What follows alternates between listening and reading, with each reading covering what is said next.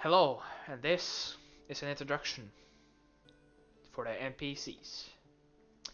Let's start off with Frog Greyhound. Frog Greyhound started out as an adventurer. He had anger management problem when he was little. Greyhound then proceeded on to channel his anger to release his inner primal self. Greyhound was, as you can guess, a barbarian, and he was with an adventuring group. The adventuring group went out to the island that the current adventurers, or Roll 1, is on right now. There the party got ambushed by an ogre, and everyone died beside everyone but Greyhand and his friend, who almost died, the blacksmith, we'll call him, didn't die. Greyhand managed to survive and bring the blacksmith back to Hallgrim to get treatment.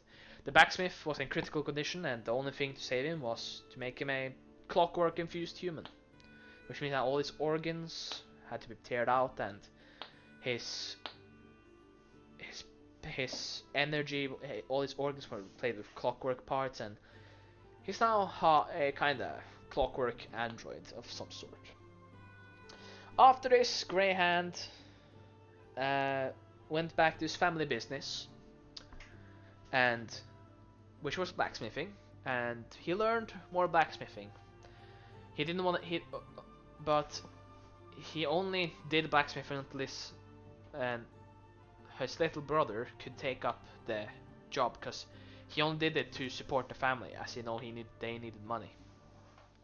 And as adventuring didn't work out, and he was kind of traumatized of that, he quit blacksmith as soon as he learned his brother enough, and went on to document Hallgrim and Anavaraka in his notebook. Through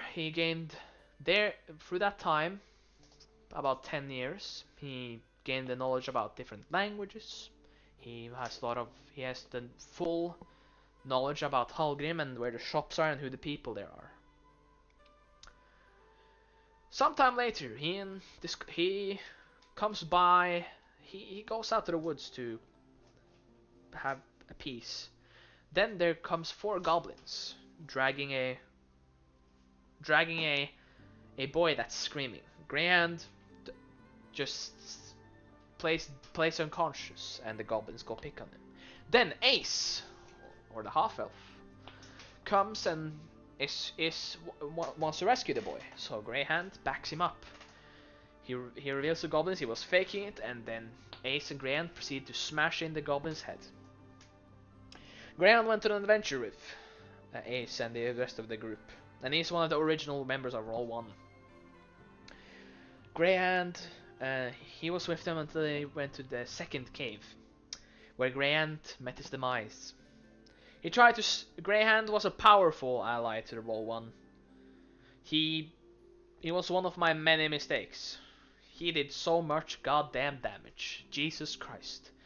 He slayed big beasts alone, and oh my god, that's all I can say. He made a very good impression when he was in the group.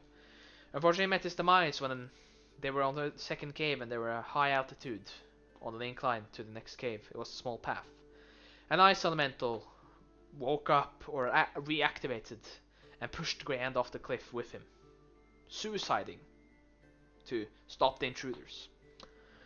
Greyhand falls down, survives. The ice elemental doesn't survive, but Ace, thinking that Greyhand didn't survive, but the ice elemental did, throws a small boulder down, killing Greyhand and obliterate his head. Now, some sessions go by. They have the Halloween episode, and Ace draws a card, letting him change anything that happens or the past. He can undo anything that has happened or will happen, or if something happens to him, he can undo it. So he undid Greyhand's death, and now Greyhand is back full enrolling with a new purpose and a whole new entire look on things. That's the first NPC.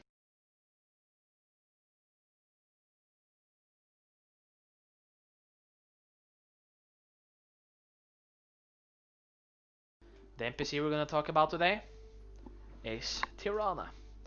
Tirana is a human wizard that's joined the party when they were on their way to the third cave.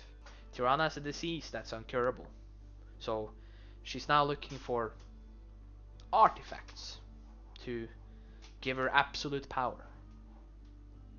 So now that Tirana has accompanied the players on their way to the caves where she thinks the item she's looking for is. Now Tirana doesn't care about anybody else besides herself, by the simple fact that she doesn't trust anybody. The only person she trusts is herself. There's no particular reason why, but she just developed that personal trait. Tirana's accompanying the company. She's a 5th level wizard and knows a particular handset of spells. So far, she's charmed 2 of the players, which is the only and the reason she did that was to make them on her side so that they wouldn't betray her. Tirana looks for personal gain and don't want to join any silly adventuring group. Tirana just wants to get to the item and retrieve it. Now she's find a particular liking in Ace, but that's for another session. As Tirana stands now, she's just looking for something, and that's her story. Short but simple.